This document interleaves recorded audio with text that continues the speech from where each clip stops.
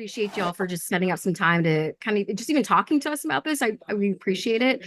Um, and just let us know if it gets too loud. We're also running a listening session right now. So API Victory Fund, which is engaging with Asian American, Pacific Islanders, the entire Asian immigrant community across the country.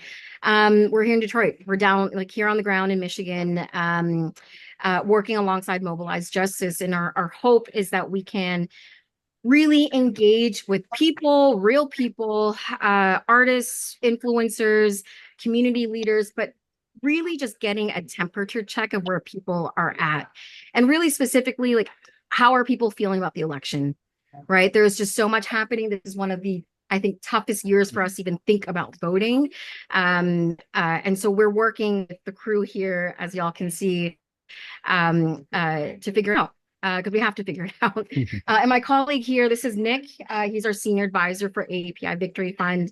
And so I'm gonna kick it back over. Beanie, if you want to maybe give a rundown how you were brought into Mobilize Justice, and we can just kind of go around the screen and share. Yes, Beanie Sigel. I was brought into Mobilize Justice from a friend, family member, Marvin Bain, and I was brought into this space as a credible messenger. You know, Marvin believes that, and I also believe that too, that when engaging, especially within the youth and talking to the youth and trying to empower them and, you know, meet them where they're at, that we have to have credible messengers that can speak a language that they can understand in this work that we're doing.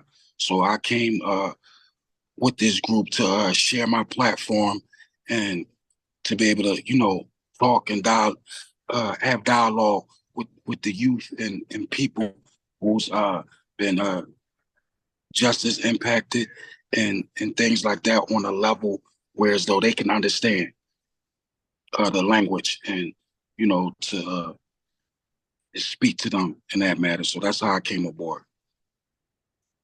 Real quick question for you, Beans, especially, you know, you being out there in the trenches as much as you have as well. Why is this something that's very important to you in terms of your journey as an artist to be involved with something like this?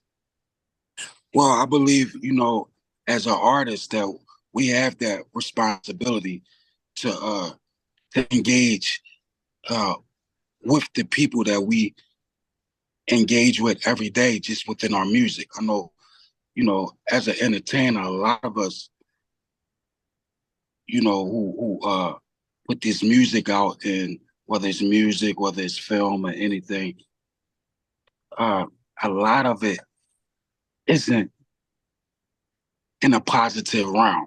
You know, we report, you know, things from the street that we have been through, that we've seen other people go through. So I believe we have a responsibility to, you know, pro and con. And as me personally, you know, being on the other side, you know, me living a colorful life, for lack of better terms, I believe that closest to the problem, closest to the solution. Love that. So, Love that. Wayno, I wanted to see if I could swing that same question over to yourself. Why is this something you felt was important for you to be involved in? First of all, hello, Al. I think it was really important for me to be involved because, like, I really care about, you know, people, you know what I mean? And not just where I'm from, but people everywhere. And just getting the opportunity, I never view myself as a person that I will one day have a voice that people care for. And once I started doing, you know, media, I promised that every time I got in front of a camera or in front of a microphone, that I would never make myself or my people look silly, you know. And I think I have a responsibility, a social responsibility, not only where I'm from, but to my family, to the people who look towards me for guidance, to the people who look towards me, you know, for information, and me being able to work with AAPI and you know what I mean, Mobilize Justice is giving me an opportunity where I can get information and knowledge and share it where I'm from and then share it with other people. And for myself, a person who dropped out of high school very young, um, what I really learned is that the only way you're gonna move forward in life is by educating oneself. So if I can do anything, at any time to help a person educate themselves about things that they want to know that's going to affect their lives, I want to be able to be responsible and do that. Excellent. Excellent. Now, another Thank you. question more so for the group. Anybody can kind of jump in terms of on this one. For those people, within society, especially in the urban communities, the people who are most vulnerable, most affected, who don't believe that their vote counts. Can you let them know why it's so important, especially in this particular election that we're in right now? I mean, Go ahead, Sean. we was just having some of this conversation earlier today, and you do have the power. Like when election day comes, everybody is on even playing field. Like, it doesn't matter if you The Rock, Tyler Perry, Oprah Winfrey, or you work in the corner store bodega. Your vote is just as powerful as theirs. Your voice is just as loud as theirs. It's a chance to make really, really, really big changes. Like we've been telling people, and Brother Youssef could definitely speak to this as well, that, you know, of course you're gonna look at who's running for the White House, but it's the other offices too, the offices that's lower, the local, you get it, you can actually speak directly to your councilman, and you got to look at who's doing the board of elections, the senators, the sheriffs. So it's a way that you could really affect and immediately affect your immediate surroundings, your community. And is a vote is, as Beanie put it so eloquently earlier, a vote is not just to vote people into office, but if somebody's that's already in office is not holding up to their part of the bargain, so to speak, you could vote them out. And Brother Yusuf could build on that as well. Thank you, brother. I think it's important, man, because of we control the power within our community. We control the power within ourselves, and unfortunately, because of what we've experienced in this country, historic and present day, has deprived of us the opportunity to see that power, the ability to advocate and to organize. And voting is part of a tool. It's not putting all our eggs in one basket because it's multiple things to it. But when we look at our communities, where it intersects with mass incarceration, when it intersects with schools, all those things that have undermined our community, voting is a part of that process. Those of us from the grassroots, we sometimes we take a negative outlook on policy, and those on the policy position take a negative look on the grassroots. But when we combine those two, we develop a powerful platform. When we look at hip hop, and when many folks are running, who they call on hip hop artists, because they see the power and abilities and the people that they're trying to reach. And so if we see that in ourselves before folks start to come to our community, we can control and determine how elections can be won. Absolutely. Absolutely. Yeah. Voting's very important, and there's a lot going on right now in the country and just overall. So this is a very important initiative. Now, what would you encourage other artists that are in the culture to do in terms of, further encouraging, people to be able to use the power that you guys were speaking about right there? What would you like to see other artists within the culture do about this?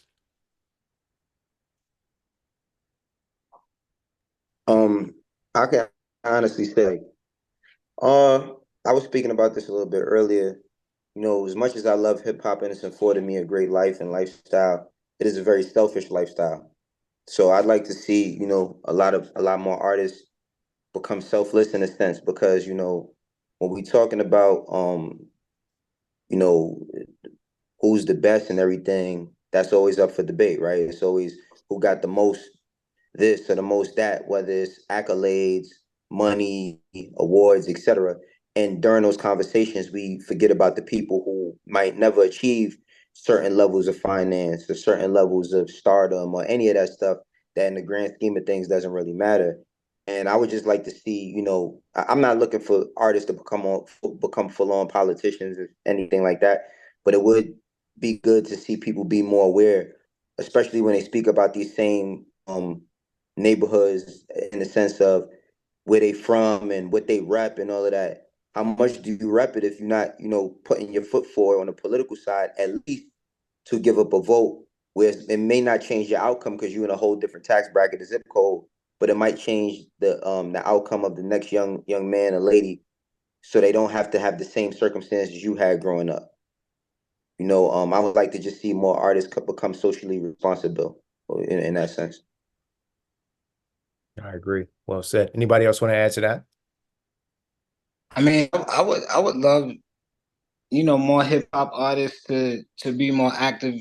Definitely, not just using the platform to get people to go out there and educate themselves on who's running for office and registering to vote. And we would love it to be more active in the community. We grew up in a time where if there were like any atrocities happening to Black people, we would see a Public Enemy and Tribe Called Quest, and a lot of people of that KRS-One, Queen Latifah, a lot of people of that particular cloth, that elk of hip hop, speak up and also be active in the community. So that's always great is to be out there active in the community and just helping, because we are the new leaders. Like hip hop is definitely the new. I could go deeper into that, but for time purposes, I'll just say hip hop. We are the new leaders, and we have been that for a while.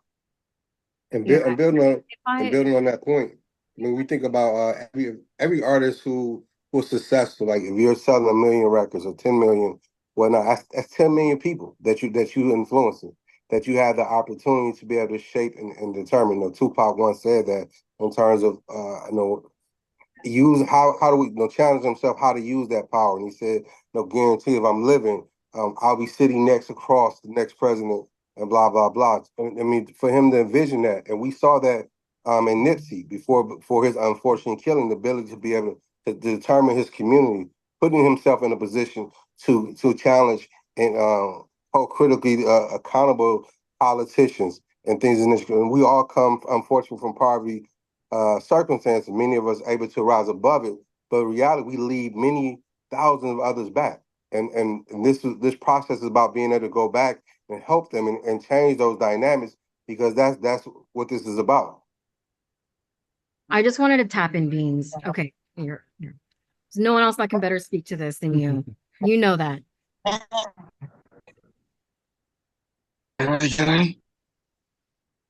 Yeah, we got you. Go ahead, bro. Or you might have froze up a little bit Now, there. what was up? Okay, go ahead. You're good now. Go ahead, sir. Yeah, y'all can hear me? Yeah, we can hear you. Can y'all hear me now? Yes, we can. Okay, now say because I didn't get no audio for like the last maybe minute and a half. I didn't hear y'all. No worries. We were just basically asking, what we feel other artists like yourself could be doing in terms of with their platforms in order to further move this initiative forward. Well, I think a lot of artists should hold the accountability of, just teaching or being involved. Because some of the artists may not know, right? So a lot of artists, when they acquire a certain amount of status, they believe they made it. Because we've been conditioned for so long to believe that our voice don't count, our vote don't count. It doesn't really matter or affect us. And when we do acquire a certain level of quote unquote success, it's like I made it. You know what I'm saying? So I believe that they should be able to use their platforms, especially before even that, tap into your community and just think about what life was like before you became successful. What it was like, what were some of the issues that you had within a community base, and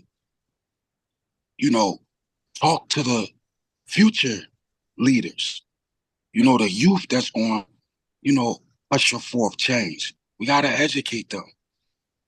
We got to educate them and let them know that it's not just about two people, you know, within this election. They think about the presidency and they think about two people. You know, we've been conditioned for so long to choose the lesser evil. You know, and some people at this point with this election, like you said, it's so important. It's like you damned if you do, damned if you don't. But within these elections is more than just the presidency. I see community first because there's a lot of things that affect us on a ground level that we can change.